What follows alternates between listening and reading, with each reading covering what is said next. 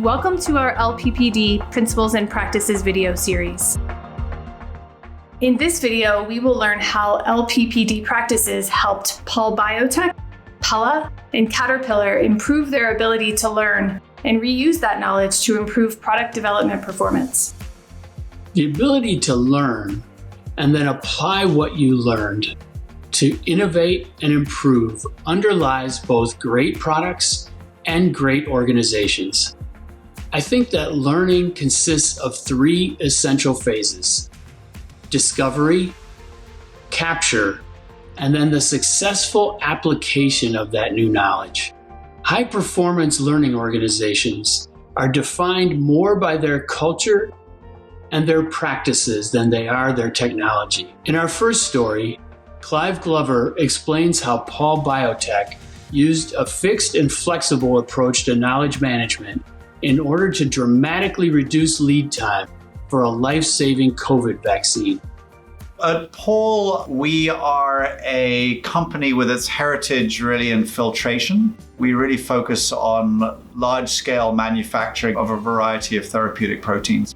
We started getting involved with the University of Oxford around the beginning of March, which was just as the seriousness of the situation was really starting to be understood, certainly in Western Europe. Knowledge reuse is absolutely crucial in this. What we've observed is that 80% of the work in scaling up any biological process is the same. So 80% of the work is the same, and 20% of the work is all about customizing the process to the specific therapeutic that you're looking for. With all of the experience that we've built up over the years in developing processes for monoclonal antibodies, we were able to leverage all of that. Around about 2 years ago, what we did was we decided that we were going to formalize a lot of this experience that we'd developed over time. And so we put together a couple of Kaizen events where we essentially took all of that learning we had gained. We came up with these standardized manufacturing processes targeted towards specific therapeutic types. So for example, we had a standardized manufacturing process for a monoclonal antibody. We had a standardized manufacturing process for a viral vector therapeutic. Basically, what we put together during those Kaizens was a standard equipment list, a standard process flow diagram, and probably what was most important was a standardized set of single-use manifolds that allow you to connect all of the unit operations together. I think there were two critical things that really made these Kaizen events very successful. So the first thing that made them very successful was making sure that we had a cross-disciplinary team of people involved with that. The second thing that made them very successful was making sure that those teams were all in the same room and were 100% dedicated to the task. I think underpinning any of these process design pieces is a very comprehensive and detailed value stream map. What we managed to achieve was that from when we first received material here in our lab in Portsmouth until we were able to deliver equipment and begin the initial commercial manufacturing run at one of our manufacturing partners, that process, in fact, took us 8 weeks. Now, considering that our previous record for delivering one of these processes was about 9 months, you can appreciate that that is a significant acceleration of development of these kinds of processes. What we've managed to do in order to make sure we take all the best learnings from this is we've really put together a pretty comprehensive set of documents and plans and designs around these standardized platforms. What it's come down to now is that if a customer comes to us and says, I want to put together a manufacturing facility that will allow me to make 5,000 doses of a particular therapy on an annual basis, we can more or less turn around to them with a theoretical solution to that problem in a matter of 2 to 3 weeks. On top of that, we're able to start doing things like simplifying our supply chain. So there are some very immediate benefits that I think we can realize from this particular process. So we've put together these standardized tools. We now have a very powerful proof point to demonstrate that these standardized solutions with knowledge reuse really work. And that really gives us a significant competitive advantage. In our next case, Gary Yukon explains how Caterpillar uses design guides to leverage their organizational knowledge in order to improve the performance of both their products and their people. So at Caterpillar, our design guides document the standard Caterpillar work that engineers follow for specific designs on specific systems and components. They document the best practices, the failure modes, and serve as a repository of lessons learned by engineers who have completed designs.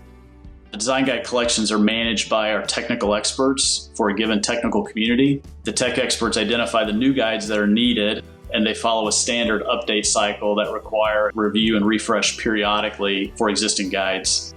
The guides are evaluated and refreshed based on any latest technology, and then there's a peer review or tech expert review to go through to make sure that the latest technology is captured.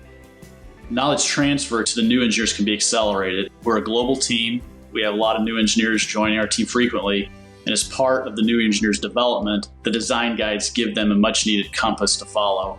From the product standpoint, the design guides provide us a foundation to design to standard work and maintain consistency across the product line, and that helps from a manufacturing standpoint and a service standpoint to have consistency and standardization across all the way out to the customer.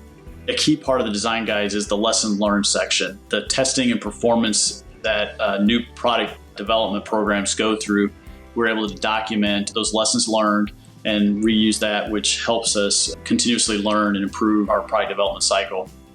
So I already mentioned rewarding behavior is very important, but there's a couple others. Starting small and building momentum. The story I told about our Tier 4 journey, that was 12 years ago, and that was a 12-year journey we've been on with our design guides. We started with one specific system, we created that success, and then we started replicating that across other systems. The second thing I would say is having a robust knowledge management system. People today create a lot of quality work every day that gets lost in the abyss of data systems, job changes, completion of projects, etc.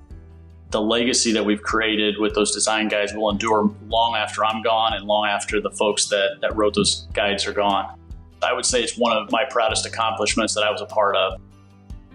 In our final case, Natalie Reed shares how Pella identifies, prioritizes, and closes knowledge gaps early in product development programs in order to reduce rework and build better products faster.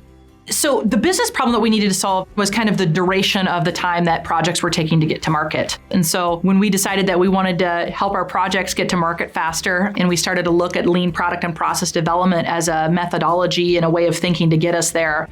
So as we were looking at our overall product development cycle and looking at the duration of projects from the time we kicked off to the time we implemented them, they were far longer than we wanted them to be.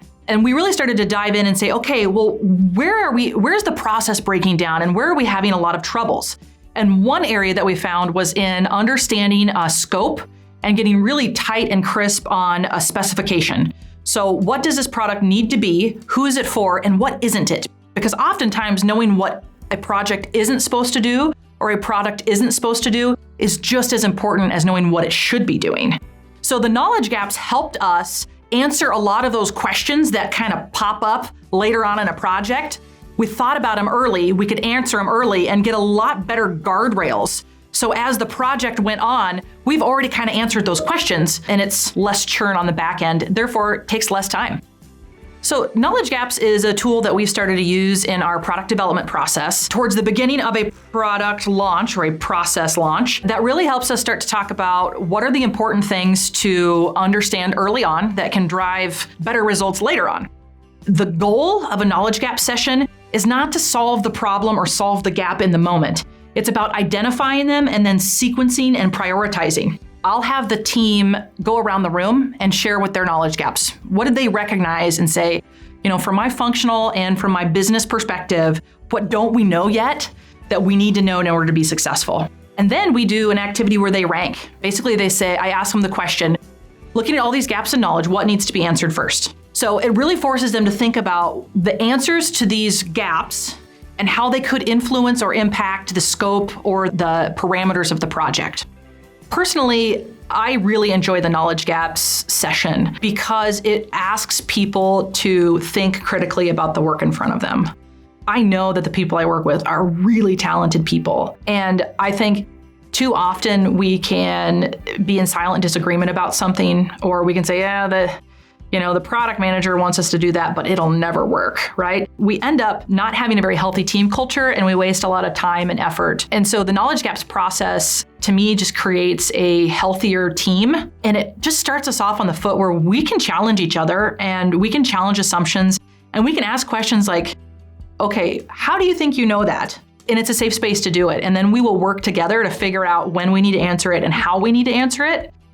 It's a learning environment, and I really enjoy learning environments, and I like to see people have dialogue. I like to see people succeed and shine in what they do. And so, when you're in a knowledge gap session and somebody asks that question that nobody expected to ever be a problem, and then you're like, oh man, yeah, the last 4 projects I was on had that problem, and we should think about it for this one. Those are just really special moments in a knowledge gap session. Given the speed of change that most of us live with, the ability to learn as a team and then bring that knowledge to bear to improve your products and your organization is more important than ever. LPPD tools and practices can help you do that. I hope these stories inspired you to want to improve your development capability. Thanks to our learning partner organizations for sharing their experiences, and thanks to you for watching.